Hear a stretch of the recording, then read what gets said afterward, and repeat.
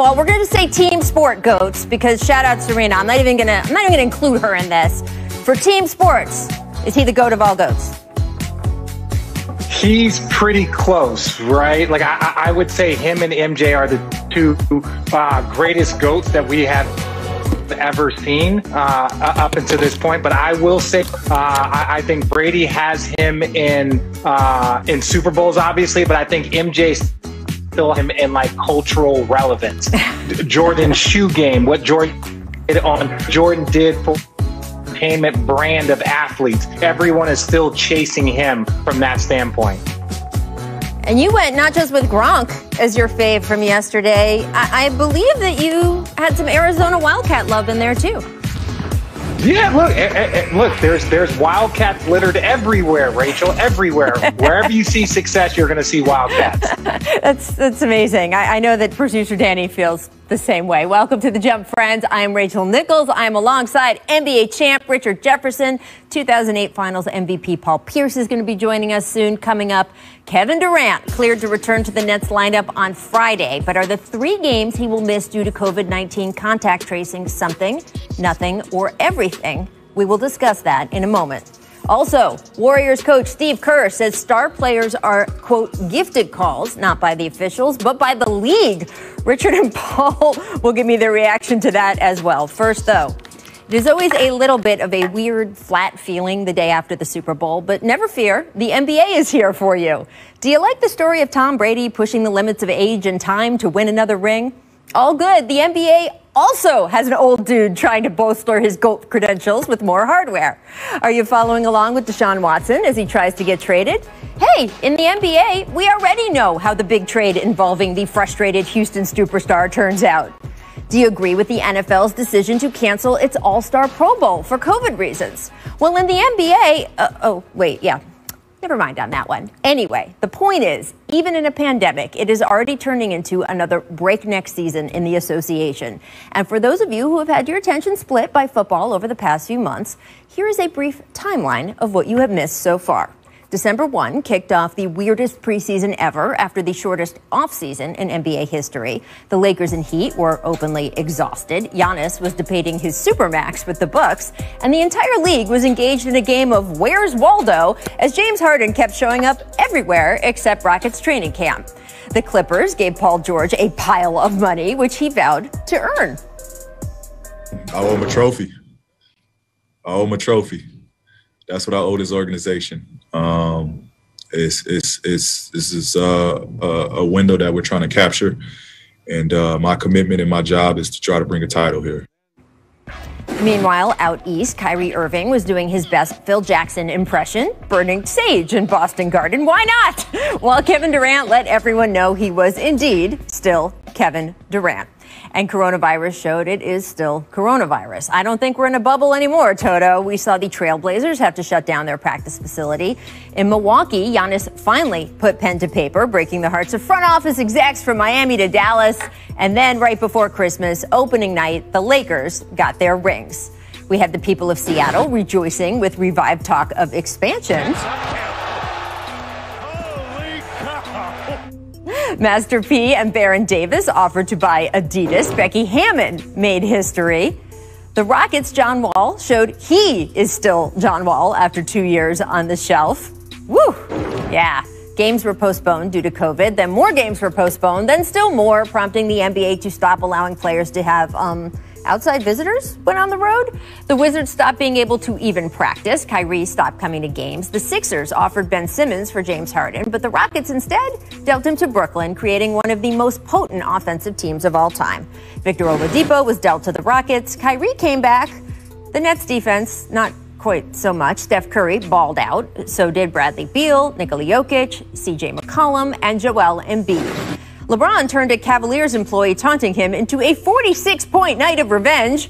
Damian Lillard hit a game-winning crazy buzzer beater again. 5 seconds left. Covington trying to get it to Dame. He puts it on the floor. Step back 3 from Dame.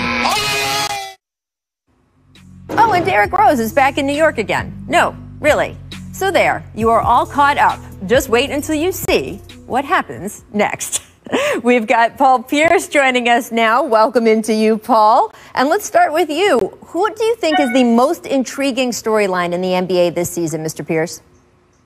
Well, I have to go with the All-Star game right now because, you know, you have your top players talking about they're not excited about it. And I hear guys like LeBron, Antetokounmpo, you know, these guys are major players in our game. And then I'm finding out that they have an option if they want to go or not without being fined. So, you know, that's a big concern for me, you know, one of our biggest games of the year.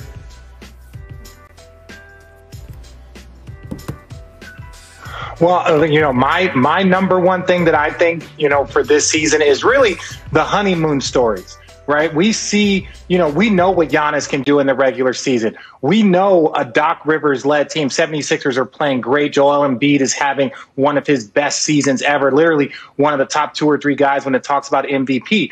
But we know that Doc Rivers and a Doc Rivers led team is going to be judged by the postseason. We look at Paul George, and this guy is, after a struggle postseason last year, he's having one of the most epic seasons. He's averaging 20 points a game on 50, 40, 90. That's only been done by like 5 guys in NBA history, and it was done by Larry Bird twice. But everyone in Clipper Nation knows the only thing that matters is how you play in the postseason. So between Giannis, between a Doc Rivers-led team, and between Paul George, it's like, hey, these regular seasons are great. Everyone is waiting for the postseason to see how these guys perform. That's the most intriguing story for me this season. Do you guys feel that now that we're up and running, this really is a season? There were some questions before we started of empty arenas, right, with no fans, and schedules were going to be weird, and guys were going to be coming in and out in the lineup. I still feel like there has been some really exceptional basketball, and the NBA is continuing. Richard, do you get that vibe? You're calling so many games right now. No, I do get that vibe. You look at having Steph Curry back and having the Warriors be relevant again. It's just great basketball, seeing him play and do what we've always known. You know, obviously LeBron and AD are right there at the top of the West where they should be. But again, it's those little sub-stories. Again, Kawhi Leonard, Paul George, can they take that next little jump in their second year in Clipperland? There's been so many great stories. Even the young players, LaMelo Ball, Halliburton in Sacramento, which I really think has an opportunity to win Rookie of the Year after sliding in the draft. So there's been great stories all year long, and I think they're only going to kind of build as the season progresses. Yeah, absolutely. I mean, you hit it right on the nose, Richard. I mean, just seeing Steph back out there go for 57 the other day, watching Kevin Durant, James Harden, and Kyrie team up, these are definitely intriguing stories. And, you know, hey, what's going to happen with the Clippers? Can they bounce back from last year's debacle? And so the games have definitely been exciting. I'm excited to see who's going to make that first-time jump to the All-Star game also. But it's definitely been, despite the circumstances, been an exciting season. All right. So if you've had your attention split by football, we welcome you back to being all NBA all the time. All right, guys, something a little bit, well, let's not kid ourselves, a lot harder to talk about.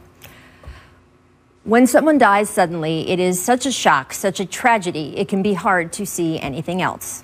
That is what it felt like last night when we got word about Pedro Gomez. Everything turns pitch black. It was hard to breathe. Not Pedro. No. Not one more in this year of never-ending death. Not one of the kindest, funniest, smartest, sweetest, most accomplished men that has graced your television over the past couple decades. Pedro covered more than 25 World Series, more than 20 All-Star games, and won all sorts of awards, but those are just the numbers. As the Gomez family shared in a statement on Sunday saying, quote, Pedro was far more than a media personality. He was a dad, loving husband, loyal friend, coach, and mentor. He was our everything, his kids' biggest believer. ESPN President Jimmy Pitaro added this, quote, Pedro was an elite journalist at the highest level, and his professional accomplishments are universally recognized. More importantly, Pedro was a kind, dear friend to us all. Our hearts are with Pedro's family and all who love him at this extraordinarily difficult time.